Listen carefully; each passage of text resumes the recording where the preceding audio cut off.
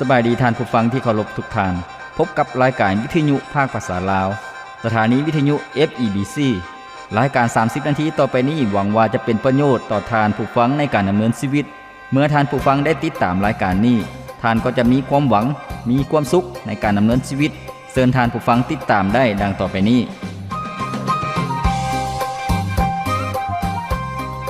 ความชอบธรรมเป็นทางไปสู่ชีวิตแต่ความชั่วร้ายเป็นทางไปสู่ความตายความชอบธรรมเป็นทางไปสู่ชีวิตแต่ความชั่วร้ายเป็นทางไปสู่ความตายสุภาษิตบทที่12ข้อที่28สุขสบายดีพ่อแม่พี่น้องท่านผู้ฟังที่เคารพรักทุกท่านพบกันอีกเช่นเคยกับรายการชีวิตนี้ยังมีความหวังข้าพเจ้าพรประเสริฐผู้ดำเนินรายการยินดีต้อนรับท่านผู้ฟังที่จะมาเรียนรู้ในรายการของพวกเราซึ่งเป็นรายการที่นำเสนอบทเรียนและข้อคิดที่สำคัญจากพระคิดธรรมคัมภีร์ซึ่งพระคิดธรรมคัมภีร์นั่นเป็นถ้อยคำของพระเจ้าและมีฤทธิ์เดชสามารถเปลี่ยนแปลงชีวิตของมนุษย์ทุกคนทุกยุคทุกสมัยท่านฟังที่เคารพรายการของพวกเราเป็นรายการที่นำเสนอเพื่อจะให้พี่น้องประชาชนลาวบรรดาเผ่าได้รับพระพรและได้รู้จักความจริงของพระเจ้าและได้รู้จักน้ำพระทัยของพระเจ้าสำหรับมนุษย์ทุกคนเพื่อชีวิตของพี่น้องประชาชนลาวบรรดาเผ่าจะได้รับการอวยพรที่มาจากพระเจ้าและมีชีวิตที่เป็นพยานเรื่องความยิ่งใหญ่ของพระเจ้าผู้ทรงมีชีวิตอยู่ท่านฟังที่เคารพรายการของพวกเราได้นำเสนอหลายๆเหตุการณ์หลายๆเรื่องราวซึ่งพวกเราได้เรียนรู้มาตั้งแต่คำอุปมาขององค์พระเยซูเจ้าการอัศจรรย์และหมายสำคัญขององค์พระเยซูเจ้าของผู้ที่ตามพระองค์ก็คืออัครสาวกแล้วก็ในภาคส่วนของจากการทรงสร้างของพระเจ้าจนถึงชีวิตนิรันดรซึ่งเป็นเหตุการณ์ในพระคัมภีร์เดิมและพระคัมภีร์ใหม่จนถึงเหตุการณ์ที่สิ้นยุคหรือว่า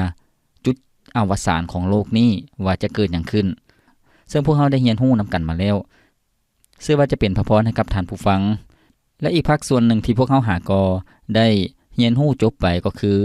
เหตุผล10ประการหรือว่า10เหตุผลที่มนุษย์ควรเชื่อในองค์พระเยซูเจ้าว่ามีเหตุผลหยังซึ่งมีข้อพระคัมภีร์มาสนับสนุนเพื่อให้คำตอบว่าเหตุผลหยังที่พวกเราควรเชื่อในพระเยซูเจ้าหากท่านผู้ฟังท่านใดสนใจอยากเรียนรู้เพิ่มเติมท่านผู้ฟังก็สามารถไปรับฟังย้อนหลังได้ท่านผู้ฟังซึ่งรายการของพวกเราสามารถรับฟังได้ในหลายช่องทางบ่ว่าจะเป็นทางเว็บไซต์ของ FEBC ลาวแล้วก็ของ YouTube หรือว่าทาง Facebook เพียงแต่ท่านผู้ฟังเข้าไปใน Facebook แล้วก็พิมพ์คำว่า FEBC ลาวเป็นภาษาอังกฤษท่านผู้ฟังก็สามารถรับฟังรายการของพวกเราตั้งแต่รายการนำอิฐจนถึงปัจจุบันซึ่งมี100กว่าเรื่องแล้วท่านผู้ฟังท่านฟังที่เคารพในภาคส่วนปัจจุบันนี้พวกเขาได้เรียนรู้ในหัวข้อใหม่ที่มีชื่อว่าคำสอนขององค์พระเยซูเจ้าหรือว่าคำเทศนาของพระเยซูเจ้าอยู่ถึงโนนภูซึ่งเป็นคำสอนที่พระเจ้าได้ทรงสอนถึงคุณลักษณะหรือว่าท่าทีหรือว่าคุณสมบัติของคนที่จะเข้าในอาณาจักรของพระเจ้านั้นเป็นคนที่มีท่าทีแนวใดมีการประพฤติแนวใดท่านผู้ฟังซึ่งในพระคิดธรรมคัมภีร์ได้บันทึกไว้อยู่ในพระธรรมมัทธิวตั้งแต่บทที่5ถึงบทที่7ซึ่งมีหลายๆเรื่องที่พวกเขาจะได้เรียนรู้และปัจจุบันนี้พวกเขากำลังเรียนรู้ในเรื่องหัวข้อที่มีชื่อว่าความสุขอันแท้จริงหรือว่าหัวข้อผู้เป็นสุขท่านผู้ฟังซึ่งในหัวข้อผู้เป็นสุขนั้นมี8เรื่องด้วยกันและในมื้อนี้เองพวกเขาจะเรียนรู้ในเรื่องที่5ซึ่งเป็นหัวข้อที่มีชื่อว่าผู้ที่มีจิตใจกรุณาผู้ที่มีจิตใจกรุณาปรากฏอยู่ในพระธรรมมัทธิวบทที่5ข้อที่7ได้กล่าวไว้ว่าผู้ใดมีใจกรุณาก็เป็นสุขเพราะว่าผู้นั้นจะได้รับพระกรุณาตอบผู้ใดมีใจกรุณาก็เป็นสุขเพราะว่าผู้นั้นจะได้รับพระกรุณาตอบท่านฟังที่เคารพนี่ก็คือหัวข้อที่พวกเราจะมาศึกษานำกันในมื้อนี้เว้าถึงเรื่องความมีจิตใจกรุณาหมายถึงหยังท่านผู้ฟังความมีจิตใจกรุณาหรือว่าการที่มีจิตใจอิดูตนสงสารหรือว่าเห็นอกเห็นใจคนอื่นนั่นก็คือความมีจิตใจกรุณาอยากที่จะช่วยเหลือคนอื่นท่านผู้ฟังคนที่มีจิตใจกรุณานั่นจะบ่ทนเห็นคนที่ตกทุกข์ได้ยากหรือว่าจะบ่ได้มองข้ามคนที่ต้องการความช่วยเหลือแต่คนที่มีจิตใจกรุณานั่นจะเข้าไปช่วยเหลือบ่ว่าทางใดก็ทางหนึ่งเขาจะบ่เมินเสยท่านผู้ฟังเขาจะบ่เสยเมยคนที่มีจิตใจกรุณานั่นจะหาทางช่วยเหลือบรรดาคนที่ตกทุกข์ได้ยากหรือว่ามีความลำบากหรือว่ามีความโศกเศร้าคนที่มีความเสียใจหรือว่าพบกับการสูญเสียบ่ว่าจะเป็นทั้งชีวิตหรือว่าทรัพย์สินหรือว่าคนที่ เขาเจ้าหักนั้นได้สูญเสียไปเขาก็จะมีความโศกเศร้าเสียใจบรรดาคนที่มีจิตใจกรุณานั้นจะหาทางซอยเหลือเพื่อแบ่งเบาภาระคนที่ทุกข์ยากลำบากกำลังประเสริญอยู่คนที่มีจิตใจกรุณานั้นจะมีการอภัยโทษหรือว่ายกโทษให้คนอื่นท่านผู้ฟังเขาจะบ่จดจำความผิด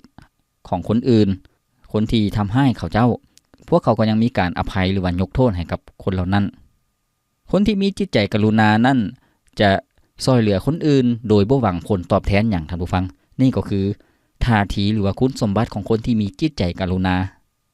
ท่านฟังที่เคารพในชีวิตจริงพวกเขาก็เช่นเดียวกันพวกเขาก็ปรารถนาที่จะฮู้จักกับคนที่มีจิตใจดีจิตใจกรุณาหรือว่าอีดูตนสงสารคนอื่น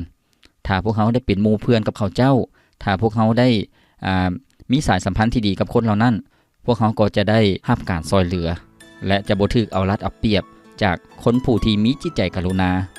ซึ่งพระเยซูเจ้าพระองค์ก็ทรงย่องยอบรรดาคนที่มีจิตใจกรุณาท่านผู้ฟังเพราะว่าคนที่มีจิตใจกรุณาก็เป็นสุขก็คือได้รับพระพรจากพระเจ้าท่านผู้ฟังท่านฟังที่เคารพให้พวกเรามาฟังเพลงจากรายการของพวกเขาก่อนจัก1เสียงเพลงแล้วพวกเขาจะมาเรียนรู้ในหัวข้อที่บอกว่าผู้ใดมีจิตใจกรุณาก็เป็นสุขชีวิตนี้มีค่าเพียงดิน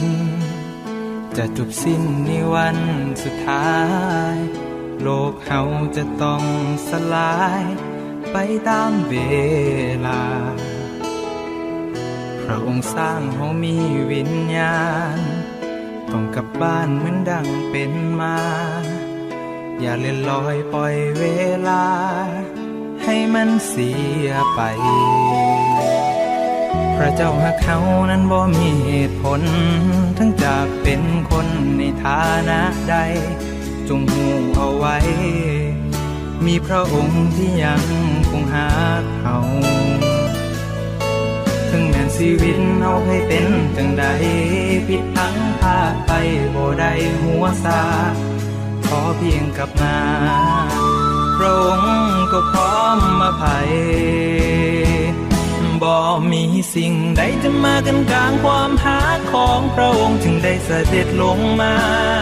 พรีชีวาเพื่อไทยจากสวรรค์ลงมาสู่ไม้กางแขนยอมตายแทนแล้วคืนมาใหม่ผู้เสื่อวางใจได้มีความหวังอยู่ในพระองค์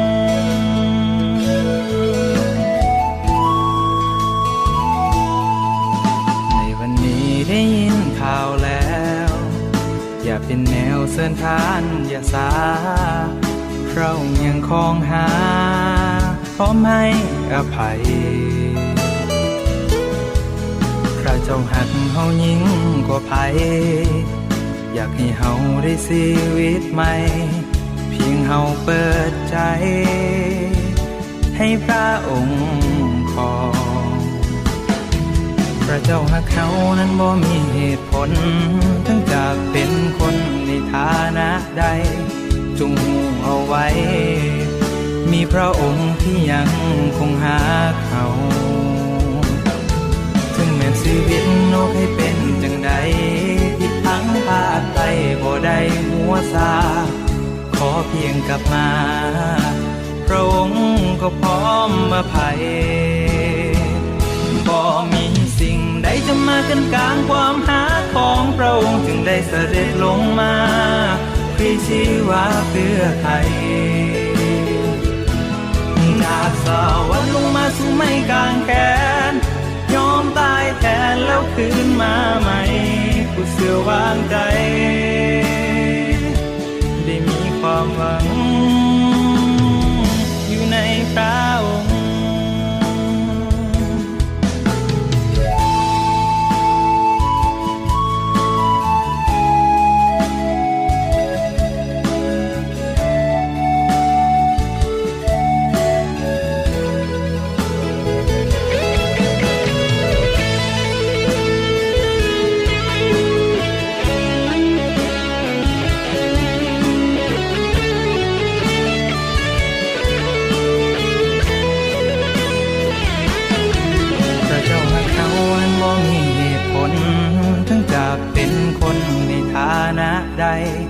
จงหูเอาไว้ มีพระองค์ที่ยังคงหาเขาถึงเป็นชีวิตเราเคยเป็นจังใดผิดพลั้งพลาดไปบ่ได้หัวซาขอเพียงกลับมาพระองค์ก็พร้อมอภัยบ่มีสิ่งใดจะมากันกลางความหาของพระองค์จึงได้เสด็จลงมาที่ชีวาเพื่อไทยจากสวรรค์ลงมาสู่ไม้กางแขนยอมตายแทนแล้วคืนมาใหม่ผู้เสื่อวางใจได้มีความหวังบ่มีสิ่งใดจะมากันกลางความหาของพระองค์จึงได้เสด็จลงมาที่ชีวาเพื่อไทยจากสวรรค์ลงมาสู่ไม้กางแขนยอมตายแทนแล้วคืนมาใหม่ผู้เสื่อวางใจได้มีความหวังอยู่ในพระองค์ แม่นแล้วพระเจ้าทรงหักมนุษย์ทุกคนพระเจ้าทรงหักทานและข้าพเจ้าพระเจ้าทรงหักพวกเขาโดยบ่มีเหตุผล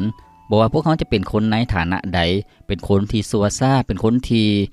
เฮ็ดผิดบาปขนาดใดพระเจ้าก็ทรงพร้อมให้อภัยกับชีวิตของพวกเขาท่านผู้ฟังที่เคารพนั่นก็คือเพลงที่พวกเขาได้ฟังไปองค์พระเยซูเจ้าพระองค์ทรงหักพวกเขา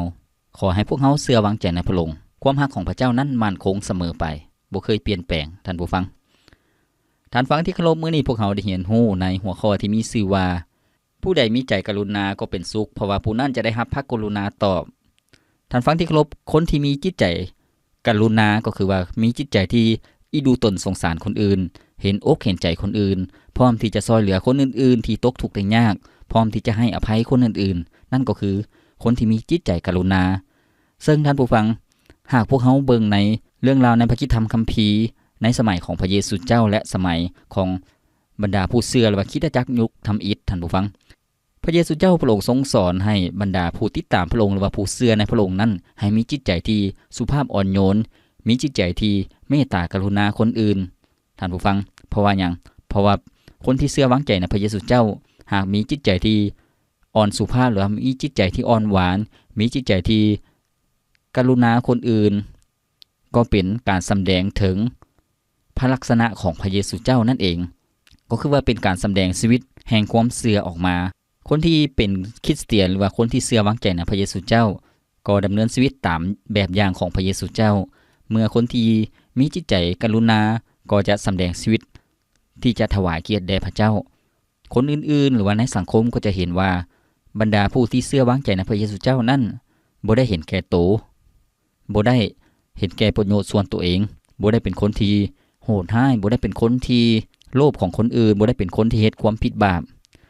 บ่ได้เป็นคนที่เครียดแค้นหรือว่าโกรธให้คนอื่นท่านผู้ฟังหากพวกเขาเปรียบเทียบระหว่างบรรดาผู้ที่ติดตามพระเยซูเจ้าหรือว่าสาวกของพระองค์ซึ่งได้เฮ็ดตามคำสั่งสอนของพระเยซูเจ้าและดำเนินชีวิตตามแบบอย่างของพระเยซูเจ้าต่างจากบรรดาพวกผู้นำศาสนายิวท่านผู้ฟังบ่ว่าจะเป็นพวกผู้นำพวกปาโลหิตหรือว่าพวกฟาริสัยท่านผู้ฟังพวกธรรมจารย์พวกสะดูกายคนเหล่านี้พวกเขามีความโอ้อวดมีความยิ่งจองหองและบ่ได้มีจิตใจเมตตากรุณาคนอื่นท่านผู้ฟังย้อนหยังย้อนว่าพวกเขานั้นได้มีกฎบัญญัติหรือว่ามีธรรมเนียมปฏิบัติอย่างเคร่งครัดและเข้มงวดในศาสนายิวหรือว่าบรรดาพวกผู้นำศาสนานั้นพวกเขาเจ้าบ่ได้ยอมรับเชื่อในพระเยซูเจ้าพวกเขาคิดว่าพระเยซูเจ้านั้นเป็นคนที่สอนผิดท่านผู้ฟัง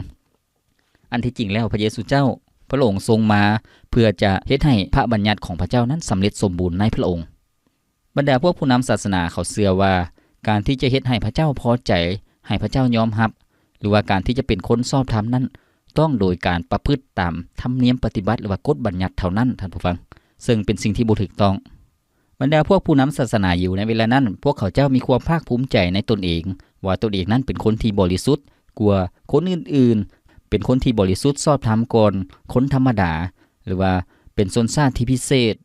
เป็นชนชาติของพระเจ้าพวกเขามีความภาคภูมิใจมีความโอ้อวดย้อนพวกเขารับหูรับตาที่ปฏิบัติตาม กฎเกณฑ์หรือว่าตามระเบียบธรรมเนียมประเพณีปฏิบัติอย่างเคร่งครัดอย่างเข้มงวดจนบ่ได้มีความเมตตากรุณาคนอื่นบ่ได้มีความเห็นอกเห็นใจคนอื่นฉะนั้นพระเยซูเจ้าพระองค์ก็มีการประเสริญหน้ากับบรรดาพวกฟาริไซหลายต่อหลายครั้งบรรดาพวกผู้นำศาสนาที่พระเยซูเจ้าได้ต่อว่าพวกเขาเจ้าและให้พวกเขาเจ้าเพราะว่าหยังเพราะพวกเขาเจ้านั้นเป็นคนที่น่าซื่อใจคดก็คือว่าเป็นคนที่เฮ็ดดีแต่ต่อหน้าประชาชนให้คนอื่นแต่ภายในจิตใจนั้นมีแต่ความบาปมีแต่ความชั่วร้ายพระเยซูเจ้าพระองค์ทรงเน้นให้เห็นให้มนุษย์ดำเนินตามนำพระทัยหรือว่าจุดประสงค์ของพระเจ้าก็คือการสำแดงความรักต่อพระเจ้าแล้วก็สำแดงความรักต่อคนอื่นๆในสังคมแต่บรรดาพวกผู้นำศาสนายิวพวกเขาประเทศกงกันข้ามปากพวกเขาหรือว่าคำเว้าของเขาเจ้าว่ารักพระเจ้าแต่การดำเนินชีวิตนั้นมีแต่ความเห็นแก่โตวมีแต่การเปรียบเทียบกับคนอื่นแล้วก็อยากให้คนอื่นนั้นให้เกียรติตนเองว่าเป็นผู้นำศาสนาแล้วก็ว่าตนเองเป็นคนบริสุทธิ์ชอบธรรมพวกเขาได้ปฏิบัติอย่างเข้มงวดเอาข้อเล็กๆน้อยๆหรือว่าข้อปีกย่อยที่สุดในพระบัญญัตินั้น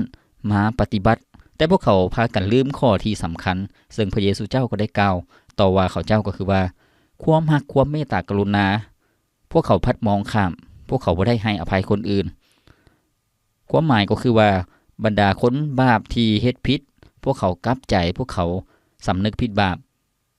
แต่ในศาสนายิวพวกเขาบ่ได้ให้อภัยท่านผู้ฟังพวกเขาก็จะลงโทษขับไล่ออกจากชนชาติของตนเองหรือว่าจับคนเหล่านั้นมาขังคุกแล้วก็เอามาประจานต่อหน้าสาธารณชนก็คือเอาก้อนหินแกว่งใส่เอาก้อนหินขวางใส่ให้ตายลงโทษให้ตายท่านผู้ฟังนี่ก็คือศาสนายิวหรือว่าผู้นำศาสนาที่พวกเขาเจ้าพากันประพฤติอย่างเคร่งครัดอย่างเข้มงวดแต่บ่มีความเมตตากรุณาฉะนั้นพระเยซูเจ้าพระองค์จึงทรงสอนความจริงของพระเจ้าหรือว่านำพระทัยหรือว่าจุดประสงค์ของพระเจ้าก็คือว่าอยากให้มนุษย์นั้นมีจิตใจที่กรุณาคนอื่นเพราะว่าจะได้รับพระกรุณาตอบความหมายในที่นี้ก็คือว่าให้พวกเขาที่จะซอยเหลือคนอื่นให้พวกเขาที่จะยกโทษหรือว่าอภัยต่อความผิดบาปของคนอื่นที่ทำให้พวกเขาที่เฮ็ดผิดให้กับพวกเขาอย่ามีความขมขื่นอย่ามีความฝังใจท่านผู้ฟังอย่ามีความเครียดแค้นและอยากแก้แค้นพระเจ้าสอนพวกเขาให้ยกโทษเหมือนดังที่พระเจ้าทรงยกโทษพวกเขาเองที่เป็นคนบาปมนุษย์ทุกคนที่เป็นคนบาปพระเจ้าทรงยกโทษให้กับพวกเขาก็ควรจะยกโทษให้กับคนอื่นๆท่านผู้ฟังคนที่มีจิตใจเมตตากรุณาคนอื่นก็จะเป็นคนที่มีเสน่ห์หรือว่าเป็นคนที่คนอื่นอยากคบค้าสมาคมอยากจะอยู่ใกล้เช่นเดียวกันเมื่อพวกเขาได้เฮ็ดเวียกอยู่กับบริษัทหรือว่าอยู่ในห้องการใดหนึ่งพวกเขาก็ปรารถนาอยากมีเจ้านายที่เป็นคนที่มีจิตใจเมตตากรุณาเป็นคนที่ใจกว้างขวางเห็นอกเห็นใจคนอื่นหลายก่อนการเป็นหัวหน้าที่เคร่งครัดหรือว่าเป็นคนที่เข้มงวดคนเฮ็ดผิดแล้วบ่ได้ให้อภัยมีแต่จัดการแล้วก็ลงโทษอย่างเดียวซึ่งผู้ใดก็บ่อยากอยู่ใกล้ผู้ใดก็ย่านกลัวท่านฟังที่เคารพคนที่มีจิตใจกรุณาพระเจ้าทรงพอใจเพราะว่าในที่นี้พระเยซูเจ้าทรงบอกว่าผู้ใดมีจิตใจกรุณาผู้นั้นก็เป็นสุขแสดงว่าพระเจ้าทรงพอใจแล้วก็เป็นการสำแดงพระลักษณะของพระเจ้าทรงเป็นพระเจ้าแห่งการเมตตากรุณาในพระคิดธรรมคัมภีร์ได้เปิดเผยให้พวกเราเห็นว่าความรักของพระเจ้านั่นเป็นความรักที่มั่นคงพระเมตตากรุณาของพระองค์นั้นบ่สิ้นสุดแล้วก็เป็นของใหม่อยู่เสมอในเวลาเศร้าฉะนั้นท่านผู้ฟังที่เคารพหากพวกเขาอยากเป็นคนที่มีจิตใจกรุณาอย่างแท้จริงให้พวกเขาที่จะเรียนรู้จากพระเจ้าโดยเฉพาะอย่างยิ่งชีวิตของพวกเขาที่ห่างไกลจากพระเจ้าบ่รู้จักความจริงบ่รู้จักพระเจ้าองค์เที่ยงแท้ให้ท่านผู้ฟังที่จะเปิดใจรับเชื่อในพระเยซูเจ้าพวกเขาก็จะได้เรียนรู้ทัศนคติของพระเยซูเจ้าท่าทีของพระเยซูเจ้าหรือว่าการแสดงชีวิตของพระเยซูเจ้าเพื่อชีวิตของพวกเขานั้นจะได้รับการเปลี่ยนแปลงและเป็นชีวิตที่เป็นคนใหม่ที่เป็นพระพรให้กับคนอีกจำนวนหลายท่านผู้ฟังสิ่งหนึ่งที่พวกเขาเห็นในที่นี้ก็คือว่าคำมั่นสัญญาของพระเจ้าก็คือว่าการตอบแทนของพระเจ้าคืออย่างผู้ใดมีใจกรุณาก็เป็นสุขเพราะว่าผู้นั้นจะได้รับพระกรุณาตอบความหมายในที่นี้ก็คือว่าพระเจ้าจะทรงอวยพระพรในชีวิตของพวกเขานั่นก็แม่นพระเจ้าจะทรงเมตตากรุณาพวกเขาจะได้รับความเมตตากรุณาจากพระเจ้าความเมตตากรุณาแม่นอย่างท่านผู้ฟังก็คือความโปรดปราน ความรักจากพระเจ้าที่ทรงมีสำหรับชีวิตของพวกเขาคือกันครับพวกเขามีลูกมีเต้าท่านผู้ฟังผู้เป็นพ่อผู้เป็นแม่ก็รักลูกอีดูตนสงสารลูกเอาใจใส่ห่วงใยลูกเสมอนั่นก็คือการได้รับความกรุณาท่านผู้ฟังเส้นเดียวกันท่านผู้ฟังที่เคารพเมื่อพวกเขาเป็นคนที่มีจิตใจที่เมตตากรุณาคนอื่นแน่นอนที่สุด